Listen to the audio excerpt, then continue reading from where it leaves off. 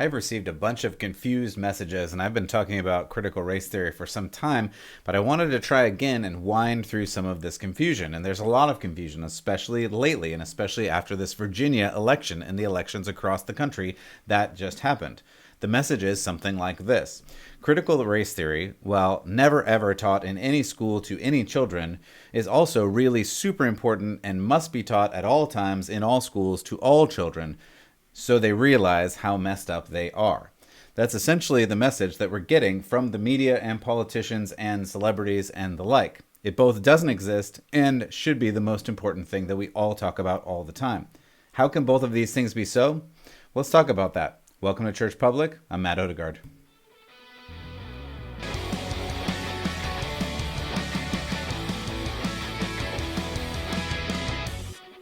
All right, welcome back to Church Public. Thanks so much for joining me here today. I'm Matt Odegaard, and I'm your host.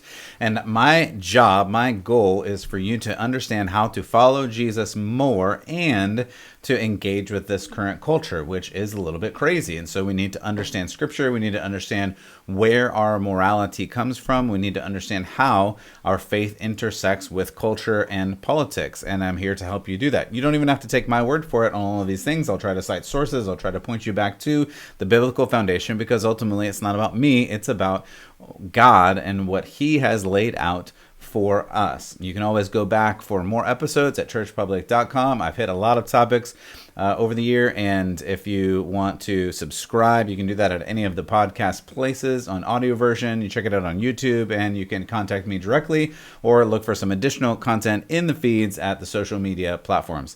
So thanks again for being part of this journey. So today we're talking about critical race theory and the capital T theory more broadly, because it keeps coming up in the news. And as many parents have discovered over the last year and more, it really is in the schools. And we're going to look at how it's in the schools in a moment, because what we're hearing on the other side is it doesn't exist. It's not in any elementary school, especially, or high school. It's not taught in any schools. Of course it's not, because it's only a legal theory that only lawyers could understand. That's how complicated it is. And the reality is it did start that way. It did start as a theory in law school. And actually, it has its origins much before that. I've talked about that before. I think I have an hour-long critical race theory exposition that you can listen to if you feel like you want to at churchpublic.com. You can go and listen to that. I go in a lot of detail. I'm not going to go into as much detail today. I'm just going to talk about the highlights, and I'm going to talk about the media reaction, because that's really the thing. The two issues that are at play here are parents who obviously care about their kids, want their kids to both get a good education and be good functional members of society. And you have politicians, teachers unions, some teachers, I'm not throwing paint on all of the teachers, just some teachers who teach this way, and other celebrities and people who have come out and said that, on the one hand, as we talked about in the opener, critical race theory doesn't exist and we shouldn't talk about it because it's not taught in any schools, as, for instance, the Virginia board and teachers unions and superintendents said they never teach it in any schools. And on the other hand, it is really, really super important, and we have to teach it. And if you don't teach it, then you're a bad person. And if you don't want your kids to learn it, then you're also a bad person. And your kids are also a bad person, little bad little people, and all that kind of thing. And the reality is, it is taught, and it is taught in an interesting way, because it's not like, this is how they get around it. It's not like, hey, fourth grader, today we're going to open up the critical race theory textbook by Delgado and Stefanczyk, or Crenshaw or Derek Bell. We're not going to open the textbook and we're going to read from it in legalese. Of course not. The way it operates is, instead, it's a way to view the world, and then everything you do in the world is viewed or acted upon or enabled in light of the way that you view the world. And that's how it operates, and that's how you can say, well, we don't teach this. And that's kind of true. We're going to hear from actually a school administrator in a moment from a clip. But before we get to that point, I just want to have you hear. So this is some of the media and what they've said, especially as it relates to, the reason this is coming up again, the reason we have to talk about it again, is it relates to this Virginia election and elections actually across the country, because in a large part, these elections, you can go back and listen to more of that episode, talked specifically about the elections and the Virginia election a few days ago.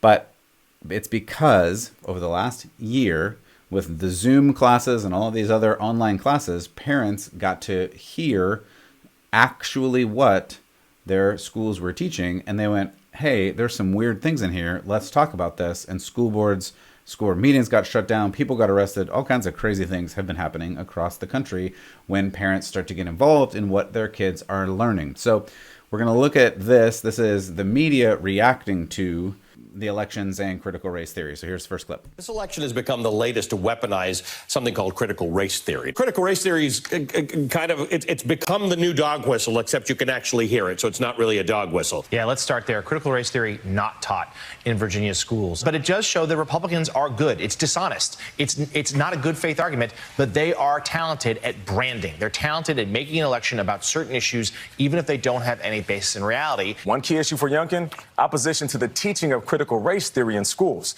The curriculum is not taught in Virginia schools, and McAuliffe has called the tactic a racist dog whistle. What he calls critical race theory, even though it's not taught in Virginia schools. And the notion that critical race theory is being taught in Virginia classrooms. A lot of these voters, Chris, weren't able to exactly articulate what that means. A lot of them believe that critical race theory is being taught in the schools. They don't like that, but it's really not on the curriculum in Virginia. Critical race theory that is not taught in public schools in Virginia. So there you go. We hear it right from the sources. Of course, it's not taught. There's this thing called gaslighting. If you don't know what that is, just to explain it really quickly, it actually comes from an old movie where this guy was, I think, killing his wife. I didn't write down the name of the movie right now. It doesn't really matter because you'll understand this. And literally, it's, they used to have on the wall lamps and you turn them up or down. You turn them brighter or dimmer because their gas is flowing through them. Just like, if you have a gas range where you cook your food, right, you can turn it hotter or colder, and the flame goes up and down. So this guy, this husband, would slowly turn down the fire so it started getting dimmer in the room. And his wife was like, I feel like I'm losing it. And he literally drove her insane because he was turning it down, but telling her he wasn't. That's what gaslighting comes from, right? And it's this idea of the parents are actually seeing the words, the phrases, the implications of this critical race theory in their schools because they're watching these Zoom classes with their kids. And yet everyone is saying, oh, this doesn't really exist. You are literally going crazy. What you're seeing is not reality. And people are saying, no, what I'm seeing obviously is real. So let's talk about it. And that's where they do this. So I want to play another clip for you. This is the media, again, responding to the election specifically now. And this is important for our discussion. Youngkin played the race card for a reason, because he knows it works on certain white voters. He did stoke white grievance politics to mobilize the Republican base. He's laundered Trump's really sort of disgusting, flagrant out racism. He's wrapped it in education. Education, right, which is code for white parents don't like the idea of teaching about race. That's the fundamental problem for these parents and this anti-CRT movement. They don't like the way whiteness is being portrayed in these new, more inclusive lessons. This wasn't about those pocketbook issues. This was about how white kids feel talking about what black kids go through. The subtext of all this was, we can't let these black and brown people run the country. Glenn Youngkin running on critical race theory that he knew hit a chord around race. I think all the CRT stuff is trumped up dog whistling. Some of it was dog whistle racism. The problem is people are seeing some things happening. They're seeing if they're white kids being told that they're inherently evil because of their skin. And if they're not white kids, they're saying they're inherently oppressed and cannot rise above their station because of their skin. And both things are bad. We're going to get into partiality, and we're going to get into the Christian response because God hates partiality. When you say that you are good or bad because of what you look like, both of those things are bad. They're evil. That is racist, and we have to call out racism wherever we see it. Of course we do. And we also, just to make sure I'm really clear and you understand where I'm coming from, we do have to look at the past in America. And there is no doubt that there was terrible, terrible racism in America. And there was slavery in America for a lot of years. And we need to look at that in history. Nowhere will I say you shouldn't teach that. But the way you teach it and the way you make kids feel about it today does make a difference, regardless of skin color. And if you are taking that in, it does make a difference. And of course, this particular media outrage has been a problem because this governor of Virginia apparently only could have won because he's white and he, as they said, played the race card. The problem is these terrible white supremacists who elected Glenn Youngkin also elected the first black lieutenant governor in the history of Virginia, and also elected an attorney general who is Hispanic. So to use their own issues, these are really terrible white supremacists. They are failing terribly at being white supremacists. It's mind bending to consider that these things are going on. But we have to get back to this issue of critical race theory. And we have to get back to this issue of, is this a good for society? Is this a neutral for society? Is it a bad for society? How do we land on this? So what I want to play for you next is some parents talking specifically about this. And the first one, I hate to even use labels because I don't like labels. I know people have a past, and I know certain races have different ethnic histories that are very rich and colorful, and I do love that, and I do appreciate that. But we also can only take that so far, and that shouldn't define all of who you are. Again, either if you're Christian, you should be defined by what you do, what's in your heart, how you relate to God and to the world. Love God, love others. Instead of relating to the world based on what you look like. Again, that is partiality. That's judging someone based on the way they look, not on who they are. Not saying those things don't exist. I'm just saying you cannot base all of who you are on those things. So this is the first one is a mother who is talking about this, and it's important to understand this.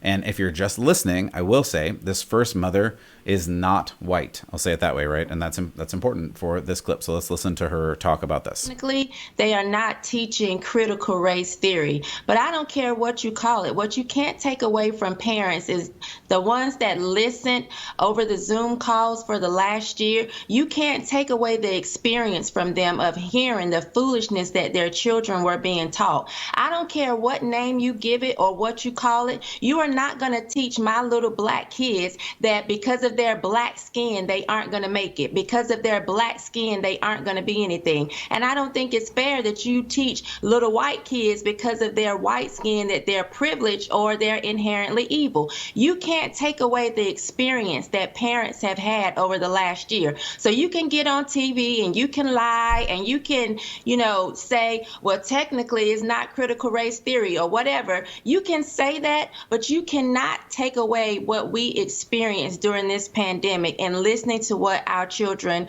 were learning. That was Shamika Michelle. She, to me, is just amazing, and I think she spelled it out really well. Again, the media is trying to say that what we have actually seen didn't happen. The epitome of gaslighting, like literally the definition of gaslighting. You're seeing this happen. No, you're not. It's not real. What you're seeing isn't real. This judging of your children based on their skin color in classes over Zoom lessons that you're actually watching didn't happen. It's not real. But it is happening. And we have seen it. And we've literally watched it over these Zoom classes over the last year and some. And so parents are saying no. And I love that this particular wonderful lady is like, this mother is like, no, it's not good for my kids. It's not good for your kids. It's not good for any kids to judge them based on how they look, or to say because of how they look, they either can't succeed ever or will always succeed all the time. Like, neither of the things is absolutely true. That's just reality. But we just need to make these realizations. I'm going to play one more for you, and then we're gonna talk more about it. So this is another mother who talks about how this has impacted her child. First, it was in early spring of 2020 when my 6-year-old somberly came to me and asked me if she was born evil because she was a white person, something she learned in a history lesson at school. Then you kept the schools closed for a year and a half despite the science indicating that it was safe for kids to return. And now you've covered up a rape, then arrested, humiliated, and falsely accused her parents of being domestic terrorists.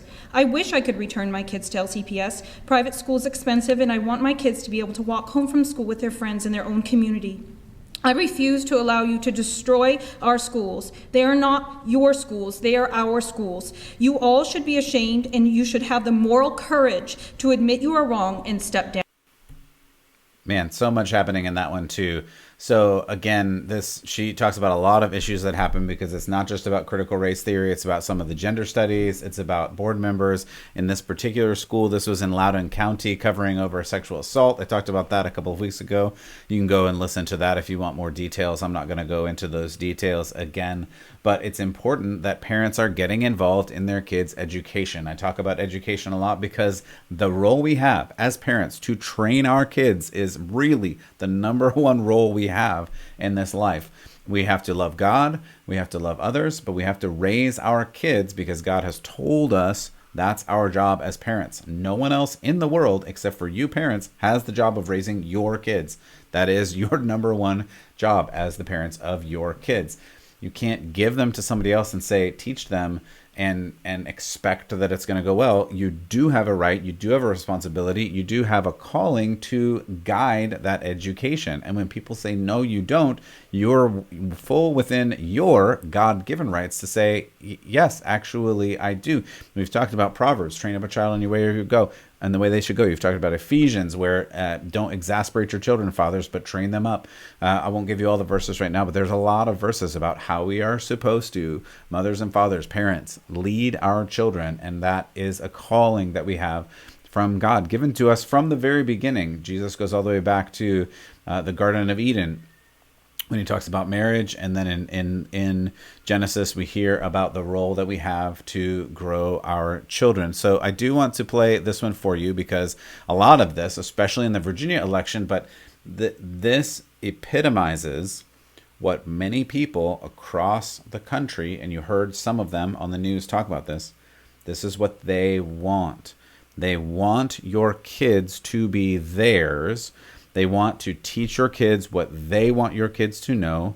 They don't want you to be involved in your kids' education. And I would say, as strongly as I can, it is your responsibility. It's your right to be involved in your kids' education. And even, we'll talk about this more later, but even in this infrastructure, quote unquote, bill that has come through, some of that includes, and then the other bill that's supposed to come through, this $1.3 trillion infrastructure bill that has just gone through in the Biden administration, includes a bunch more schooling, more years earlier in their lives and more years of college and things. And that's what they're pushing for. 2 more years, I think, of preschool and 2 years of college, because they want your kids in this indoctrination factory to become what they want your kids to become. It is about teaching the right things and the wrong things, and we need to guard over that. But the reason this exploded, and the reason you heard all these media personalities talking about the Virginia election, is it really came down to these 2 ideas.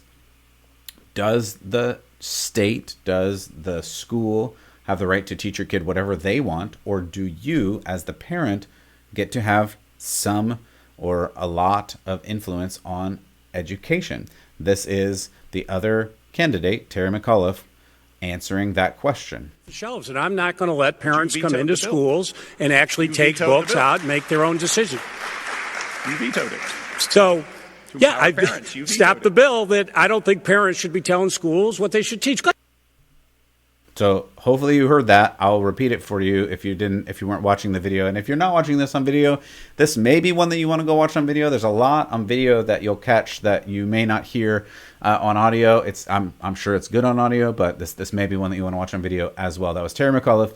At the beginning, I kind of cut that clip a little bit short. He's saying that he vetoed a bill getting rid of some books in certain classrooms. And again, those books, we're talking about different theories that are gender theories or other theories that tell you you're bad or you're good or you should be a certain way gender-wise. That is not a traditional family structure, and he's saying he won't do that. But the big thing here is parents should not be telling the schools what their kids should be learning. No, that's ridiculous. Of course the parents should be. Of course the parents should be involved in their education. You know, speaking of books, and I think this is important, but there's actually... many books are banned in schools. That's true. But there's one book that is banned and not allowed in schools. That would be, if you can't see, I'm holding up the Bible. This is not allowed in schools at all. again, even just from a literary perspective and even from a historical perspective, that is the most influential book on all of history, but the most influential book on American history as well. 100% it's the most influential book, and you're not allowed to read it or study it in schools. It's just crazy making, because just for historical purposes. Now, I believe it has a much bigger spiritual relevance as well. But the fact that it is banned should concern you about schools. I do want to give you, I want to give you one more video. I know this has been a little video heavy for this particular episode, but it's important. It's important that you know what people are saying that either critical race theory is or it isn't. Again, if you heard, this is why it gets confusing. You heard it's not in any schools, it's never taught in schools, but also it should be taught in all schools, because it's really important for people to know. Otherwise, they won't understand history, and won't understand that there was slavery in America, and won't understand that there was racism in America, and won't understand, even as you can go on to say, I'm pointing to my Bible if you can't see, there will always be racism, because there are people, and people are broken, and people have sin. That's in Romans, all have sinned. I'm sorry to point that out, but it's the truth of the matter, and we have to remember that. So there will still be racist people. And when we see that, we must, as Christians, call it out. We must say it. It's wrong every single instance. We must do that. But on the opposite side of that, to tell someone that you are inherently bad because of the way you look, or inherently oppressed because of the way you look, or that you can never grow past the place you were born into because of the way you look, all of those things are wrong. All of those things are inherently wrong. So I do want to play this one more thing, because I think this particular school administrator really illustrates why this is so confusing. And this person, he is a teacher. Let me see if I can get his name here. I have it. Give me just a second. This is a teacher named Tony Kinnett. He says he is an admin for one of the largest school districts in Indiana. And he says, this is what we mean when we tell you we aren't, quote, teaching critical race theory. I'm the science coach and admin in the largest public school district in Indiana. I'm in dozens of classrooms a week, so I see exactly what we're teaching our students. When we tell you that schools aren't teaching critical race theory, that it's nowhere in our standards, that's misdirection. We don't have the quotes and theories as state standards per se. We do have critical race theory in how we teach. We tell our teachers to treat students differently based on color. We tell our students that every problem is a result of white men, and that everything Western civilization built is racist. Capitalism as a tool of white supremacy. Those are straight out of Kimberly Crenshaw's main points, verbatim in Critical Race Theory, the writings that formed the movement. This is in math, history, science, English, the arts, and it's not slowing down. If students of color have lower reading scores, it's because of inequity. Therefore, we take from the white students and give to the color students. That's Richard Delgado, straight out of CRT in Introduction. All teaching is political, with reality and facts taking the back seat. That's Dr. Gloria Ladson-Billings, who outlined how she saw critical race theory fleshed out in public schools in 1995. When schools tell you that we aren't teaching critical race theory, it means one thing. Go away and look into our affairs no further. It isn't about transparency, it isn't about cultural relevance. It's race essentialism, painted to look like the district cares about students of color. We call it anti-racism, so you feel bad if you disagree with our segregationist pedagogy. It's taking advantage of kids' vulnerability and parents' inactivity to preen over social snake oil schemes designed to create division. Parents, when we tell you critical race theory isn't taught in our schools, we're lying. Keep looking. I think he says it very well, and I think it helps to understand that there is, again, what is actually being taught, the curriculum, the math, the science, history, whatever, and then there's how it's taught, and it's called pedagogy. It's a fancy word, and it doesn't matter that much as long as you understand that the lens of critical race theory, kind of like the lens of my glasses here. Like if I put my glasses on, I see things a little bit differently than if I take my glasses off. But if I put them on and tell people things with them on, everything that I see is changed because of having those on. And that's the same idea. If you see the world in a certain way, then you tell the world in every single aspect that way. And that's how critical race theory works. And here's the Christian argument. And this is why this is really important. Because I was challenged the other day on one of the social medias that what is this critical race theory you're so afraid of? And the reality is, just to start with that, I'm not afraid of this. It doesn't scare me. I don't stay up at night because of this, because I know that Jesus has already won, and truth will win out in the end, because the truth is the truth. The problem here is that because critical race theory came out of I'm going to say a couple of big words, Hegelian Marxist worldview of oppressor-oppressed dynamics. In other words, for Marx, it was those that had money and power and those that didn't, and that had to be upended and changed. Then it went through this Frankfurt school, and that got changed into the capital T theory. And all of those theories then got broken out into all kinds of different oppressor issues. And they could be anything now. And that's where critical race theory was born. The problem is, based on Marx, based on all that went before and after him, these are all theories that are inherently atheist, and that makes them specifically anti-Christian. These theories seek to replace God. Marx himself said, we've got to get rid of religion. We've got to get rid of God. He specifically made his theory atheist, against God. It really should be anti-theist, but we're mincing words and splitting hairs at that point. That we really need to understand that God is an authority, and until you can remove God from the authority picture, you can't introduce your different ideas of power struggle and value. And Christianity does have an ultimate power. God is the ultimate power. He's the ultimate authority.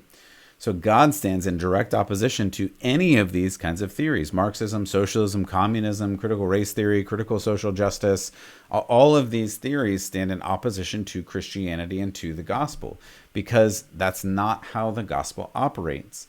And again, to say clearly, one of the good things, if there are any, of critical race theory is it identifies that there is a problem. There is disparity. There is discrimination. There has been racism. There may yet be racism. Those things are all true. But how we deal with them makes a big difference. And to deal with them, for instance, as Ibram Kendi says, you have to deal with past discrimination with present discrimination, and present discrimination you have to deal with future discrimination. In other words, you have to hurt people that hurt you. That is very anti-gospel. Like, hopefully you can hear that. And hopefully you can hear that's absolutely the opposite of what Jesus said. He said, turn the other cheek. He said, love your neighbor. He gave the parable of the Samaritan. He gave, so many examples that I could give you where Jesus doesn't fight back in that traditional sense, or say fight back. Peter himself, it was such a hothead, and he always had a sword ready, and even cut a guy's ear off because he was all ready to fight. And Jesus kept saying, like, no, this isn't the way we do things. We don't spread the gospel with that kind of physical force and violence. We spread the gospel with love. Jesus says, you will know one another by love. We have to do this in a different way, but we cannot do it with hate. We cannot add hate to make more love. It doesn't even make sense, but that's what we're told to do in these theories. Again, I've spent way too much time reading these theories. You can go and read these theories. You don't have to believe me. Read Delgado and Stefanczyk. Read Ibram Kendi. Read Raman DeAngelo. If you want to go back further, read Derek Bell. Read Kimberly Crenshaw, as this particular teacher and administrator in school has illustrated. These ideologies are baked into teaching. So even if teachers aren't saying the course of study for today is critical race theory, the pedagogy, the way the teachers were taught, again, I checked with a couple of teacher friends that I have. When they went to college, they read these kinds of books. They read books like these, and they were taught to teach this way. I'm telling you, even if I'm not saying all teachers are bad. I'm just saying almost all teachers in America went through training like this. That's just the way it is. And many are not like this. Again, don't hear me wrong, but some are, and some want to propagate these kinds of ideas, and it's just not good for society. I'll leave you with a couple of verses because I always want to end with actual truth. I'm gonna read 1 Corinthians 12 because I like this one. I think this counteracts some of the ideologies of Marxism, socialism, communism, and theory or critical race theory. This 1 Corinthians 12:12. Just as a body, though one, has many parts, all its many parts from one body, it is with Christ. For we were all baptized by one Spirit, so as to form one body. Whether Jews, Gentiles, slave, free, we were all given this one Spirit to drink, even though the body is not made up of one part, but many. He actually goes on for a long way in this. I'm not going to read it right now, but go and read 1 Corinthians 12. Paul does a great job saying and reminding us that, yes, we're different. We may look different. We may act different. We have different history. We have different backgrounds. We have different places we're coming from. We have different experiences. That is all true. And yet, when we join with the kingdom of God, when we join the body of Christ, we do become one. And actually part of what we need to do individually as part of our getting rid of ourself is not to elevate my selfish desires and say, I'm more important, so you have to respect me as I am. Instead, we say, I give up myself for the sake of the body of Christ, because my needs are not the highest needs in this. That's why Jesus again and again and again says, the first will be last. The most powerful, the best leader will be the servant of all. We're supposed to give up what we have for other people to succeed, for other people to get better. And when we all use our gifts together, we're actually better because we're a part of the body and we're not doing it alone. We're not doing this life alone. We're not trying to do this on our own. We're trying to do it with one another. I'll just leave you with that verse. I think you can look back and check that out. 1 Corinthians 12. Read through that this week and see how that affects you. Let those words sink over your soul and allow them to penetrate your soul and see where this leaves you. Again, you don't have to take my word for it. Read this Bible. And if you believe that there's any truth in it at all, if there's any spirit of God at all, then I think it's a really good place to start. If you don't believe in the Bible, then read these other textbooks. Read A Communist Manifesto and read Critical Race Theory, the primer by Delgado and Stefanczyk.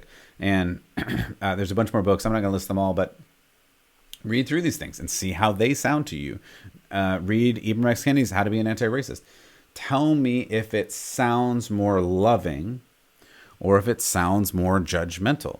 The problem that I have with all of these theories, going all the way back to Marx and Hegel before him in some of his writings, and Gramsci, and again, a bunch of other names.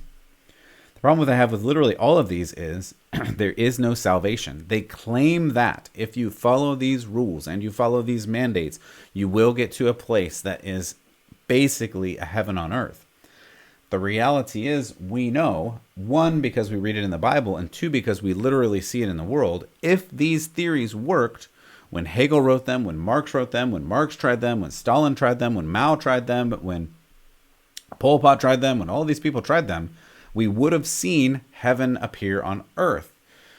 The detraction is, well, it's never really been tried. It has been tried. And what happens is, excuse me, what happens is not heaven on earth, but literal hell on earth. Go look at Cuba, or listen to my message on Cuba is not a socialist paradise. It is not a socialist paradise. Cuba is not a paradise. It never ended up being a paradise. It was hell on earth for most of the people that were there, except for the precious elite and the rich who got to do whatever they wanted. For them, sure. But for the majority of people, it just didn't work. And many, many, many millions of people died because of these ideas, because of these theories. Because the only way to enforce the haves not having and the have-nots having is by force. Physically, forcibly taking away from those that you believe don't deserve it and giving it to someone that you believe deserves it more. The only way to do that is through force. And just to be very blunt, that is stealing, which is against one of the 10 commandments. Go look that up. So this is inherently anti-Christian, and we can't abide by this. Yes, we should pay attention to our brothers and sisters. We should listen to them and to their stories, and we should sympathize with them, and we should help them, and we should love them in any way that we possibly can. But we cannot capitulate to this idea that you can never rise above your station, or you can never rise out of your sin. That's not biblical, and that is a pseudo-religion. It's a false, humanistic, atheistic religion, and it's not the gospel, and we just can't abide by this. We just can't. So thanks for listening to me today. I hope this has helped you understand some of the issues that have been happening in the country even to now with the election, specifically the Virginia election. If you have any questions, you can send them to me. And go ahead and check out Church Public for more episodes. Again, as always, thank you for joining me here at Church Public. God bless you and keep the faith.